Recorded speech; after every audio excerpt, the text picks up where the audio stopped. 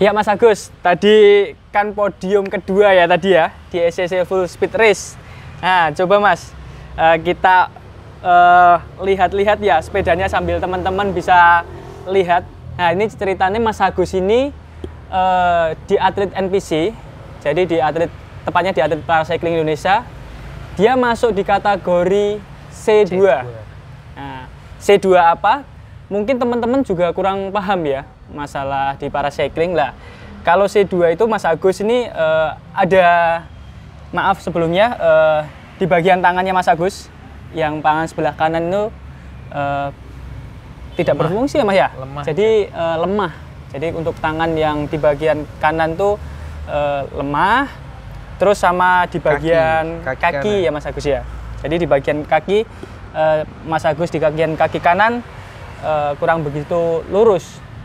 Tapi ini tidak menghalangi tadi Mas Agus untuk fake dengan teman-teman yang able tadi. Jadi Mas Agus tadi di usia under 40 dia posisi kedua, hampir posisi ke-1. Oke, langsung saja kita lihat ini Mas Agus, spesifikasi di sepedanya. Oke, Mas Agus, tolong jelaskan Mas Agus. Untuk fungsinya ini Mas Agus, mungkin teman-teman banyak yang tanya. Fungsinya ini apa Mas Agus? Ini kalau teman-teman lihat kelihatannya kayak aneh gitu ya. Buat apa sih ini kok dipasang di sepeda, kelihatannya kayak susah dipakai. Kalau ini buat membantu buat tangan saya buat naruh di sini kalau buat sprint kayak gitu. Nah, jadi untuk fungsinya ini, jadi untuk menaruh tangan ya Mas ya. Tangannya Mas Agus jadi ditaruh di sini teman-teman. Nah, ditaruh di bagian sini kalau untuk tangan kanan. Tapi kalau untuk tangan kiri tetap di bagian handle dan di shifternya Mas ya, di drifternya. Oke, lanjut nih teman-teman, kita lihat nih agak dekat nih. Jadi Mas Agus itu unik nih sepeda nih, beda dari sepeda teman-teman pastinya.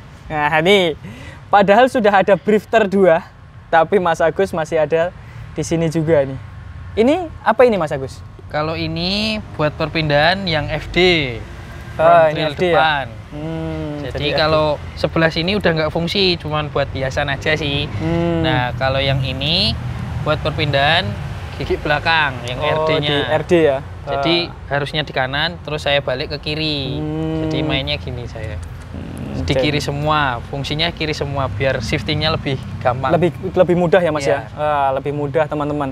Jadi untuk shiftingnya ini, jadi untuk drifternya dibalik dari kanan ke kiri, kiri ke kanan ya Mas ya. Iya. Nah, terus Mas Agus cuman fokus di satu tangan teman-teman. Jadi di satu tangan. Jadi untuk tangan kiri ini, ya buat pindah RD. Nah, kalau untuk FD langsung pindah ke sini. Nah, brake-nya juga, nah ini juga, ini ya Mas Agus ya. Nah, nih brake-nya ada kombi brake. Ini kombi brake. Nah, ini ada kombi brake-nya.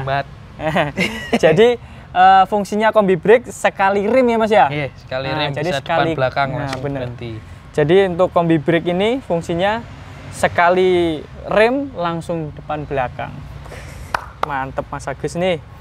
Oke, kita lanjut nih, lihat teman-teman. Kalau untuk spesifikasinya untuk perbedaannya di sini ya Mas ya? Iya. Sama ini. Sama ini. Selang oksigen. Nah, ini. Nah, ini untuk minum Mas Agus pakai selang. Pakai selang. Soalnya kalau saya lepas tangan memang jujur kalau ngambil langsung kayak yang lain-lainnya nggak bisa. Sedikit Terus susah. saya pakai selang aja biar cepet. Tuh teman-teman. Jadi kalau teman-teman juga mungkin ini bisa jadi solusi nih. Kalau teman-teman yang mau sprint males mau ambil bidon, nah, mau nanjak itu kalau males ambil bidon ya kan, takut jatuh, wah ini pakai selang langsung aja. Ya, nih ini juga bisa jadi solusi karena kalau motor bukan motor ya. Kalau apa namanya? Motor GP pakai nggak ya? Ada di belakang. Motor GP kan pakai di belakang ke helm. Ini Mas Agus juga. Dulu ada juga temen kita dari pembalap Jatim juga ada. Biasanya pakai ransel, dia pakai minum. Pas waktu main kriterium ada Mas Edi Kuwak ya kalau nggak salah, orang Jatim. Wah itu legenda, jos banget. Oke, lanjut nih. Mas Agus pakai wheelset apa ini Mas Agus? Speknya wheelsetnya saya pakai Cosmic Mavic SR. Nah ini karbon tapi brake-line-nya pakai alloy, bukan full karbon. Wah, ini dari apa ya, bekasnya Mas Fadli, Fadli Imamuddin, pembalap, udah pembalap motor ya kan, pindah ke paracycling. Terus, nah ini teman-teman, ini jari-jarinya juga udah karbon ya Mas Agus ya? Karbon. Iya. Nah, jari-jarinya ini karbon, kosmiknya. Jadi mungkin ini seri yang tertinggi juga ya Mas ya? Termasuk seri tertinggi ya? Dari zamannya. Di zamannya. Jadi ini, tapi untuk di bagian remnya masih alloy. Nah, tapi untuk jari-jarinya udah karbon. Oke, lanjut Mas. Ini untuk U-brake ini Mas. Kalau U-brake-nya saya pakai Ultegra seri 6800. Ini group setnya mix sih. Oh iya, yang drifternya ini tuh saya pakai. Nah, ini drifternya L2R9. Nah, L2S9 teman-teman. Buatan Cina sih. Saya kenapa pakai ini? Soalnya kalau ini buat naikin gear itu lebih gampang. Terus kalau yang ini buat sprint, ini dipencet bisa langsung cetek ke bawah. Nah. Kalau jadi saya pegang ke bawah gini lebih gampang. Kalau pakai Shimano harus ke belakang gini semua. Kalau ini enak. Kalau saya enaknya ini. Oh, Mas Agus lebih cenderung enak ini. Ini hampir sama kayak kapak nulo ya Mas ya? Iya. Nah, ini fungsinya hampir sama kayak kapak nulo. Jadi ini ada cetekan. Jadi kayak sekali cetek ke bawah berarti dia turun. Jadi kalau untuk naik tinggal didorong berarti ya Mas ya? Dorong ke sini. Beda sama Shimano teman-teman. Nih, Mas Agus lebih mudah kalau pakai kayak gini. Lebih mudah. Oke Mas Agus, lanjut Mas. Untuk cranknya ini. Nah. ini cranknya ini teman-teman. Kalau cranknya saya pakai Victor. Nah ini seram red itu karena saya saya repaint biar kelihatan mewah. Walaupun hanya crank seharga berapa ya, 650.000 Nah ya. ini jadi di repaint tapi udah bener-bener mirip kayak yang penting fungsinya sama.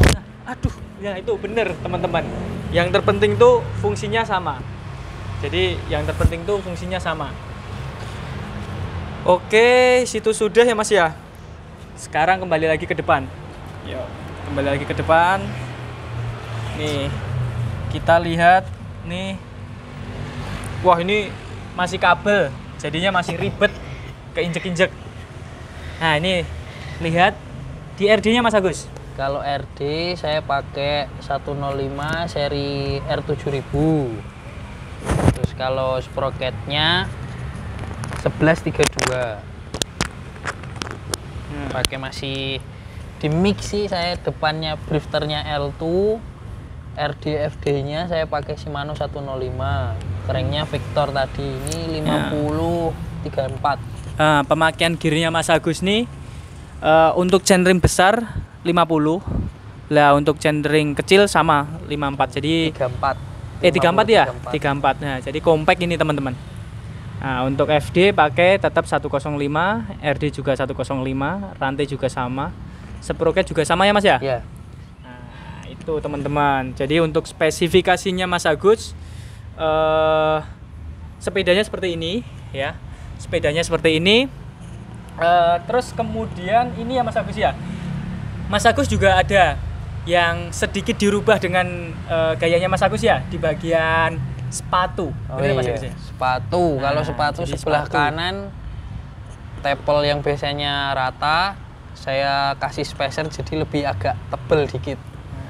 Jadi di bagian tapelnya di sepatu sebelah kanan tuh ada spacer tambahan lagi untuk biar lebih tinggi, jadi lebih tebel untuk pijakan karena Mas Agus kaki kanan sama kaki kiri panjang sebelah ya Mas ya. Itu teman-teman. Jadi kalau teman-teman ada yang pengen otak-atik sepeda seperti kayak Mas Agus, bisa cari Mas Agus. Itu. Oke, lanjut Mas Agus. Nah, ini tadi kita udah ngobrol-ngobrol tentang sepedanya Mas Agus. Nah, kali ini yang terakhir Mas Agus. Jadi rahasianya tadi untuk bisa podium tadi di SCC Full Speed apa Mas Agus tipsnya? Oh, iya. Tipsnya apa ya? Latihannya apa ya? pokoknya los lah. Ya. Nggak ada beban. Tadi mainnya sih nggak ada beban. Ngikutin apa alurnya tadi, ikut rombongan, sekalinya ada ruang, gas lah. Pokoknya jangan menyerah pokoknya. Latihannya terus, tambahin terus pokoknya. Jangan sampai puas sampai sekarang. Tuh berarti kita yang penting harus konsisten ya Mas Agus ya. Nah, yang penting teman-teman kalau mau podium, nah ini seperti Mas Agus, harus konsisten. Jadi kalau mau cari podium kalau nggak konsisten, jangan balapan. Benar nggak Mas Agus? Benar. Nah itu, ini tips dari Mas Agus. Jadi harus konsisten teman-teman sepeda nih. Jadi kalau teman-teman kalau pengen mau podium, ya itu konsisten. Nah, yang intinya konsisten. Jadi kalau tadi untuk bisa podium berarti harus sabar ya tadi ya Mas ya? Sabar. Nah, sabar di peloton. Jangan sampai terburu-buru lah. Soalnya kalau udah terburu-buru emosinya gede udah habis wes. Nah, itu tipsnya Mas Agus juga kalau pas di lomba jangan terburu-buru. Jadi ngikut alur peloton dulu. Kalau memang momentumnya mau sprint berarti baru ambil sprint. Tuh teman-teman. Jadi jangan terburu-buru, kalau udah emosinya terlalu tinggi, hati juga bakal tinggi. Nah, mudah capek juga ya Mas ya? Mudah capek. Nah, itu. Teman-teman catat ya untuk tips-tipsnya dari Mas Agus. Oke. Terima kasih banyak Mas Agus. Siap. Waktunya. Terima kasih Mas Iwan sudah. Sukses terus. Siap. Amin. Okay. Sudah mengajak saya di YouTube-nya Mas Diwan. Jangan lupa like, komen dan subscribe. Itu oke. Mas Agus berarti setelah ini persiapannya apa Mas Agus? Setelah ini ikut yang di kriterium Kota Tasik, insya Allah tanggal 15 Oktober nanti. Nah, insya Allah Mas Agus ikut di race-nya Tasik. Nah, teman-teman kalau yang mau datang, nanti Mas Agus pasti ketemu atlet kebanggaan kita ini, termasuk atlet kebanggaan NPC juga, terus kebanggaan Indonesia juga, karena Mas Agus mewakili Platnas Paracycling Indonesia sekarang yang berbasis tepatnya di Solo ya Mas ya? Yeah. Nah, yang awalnya untuk Hangzhou tahun ini, tapi berhubung kemarin ada COVID, jadi diundur ya Mas ya? Diundur. Insya Allah tahun depan. Insya Allah tahun depan. Jadi kita ikutin Mas Agus, perjalanan Mas Agus, semoga sukses sampai ke Hangzhou. Amin. Dan amin. mendapatkan yang terbaik amin. Untuk Indonesia dan Mas Agus. Amin. Oke, terima kasih teman-teman. Bila saya ada tutur kata bahasa yang kurang bagus dan mungkin salah, saya mohon maaf. Bye-bye. Assalamualaikum warahmatullahi wabarakatuh.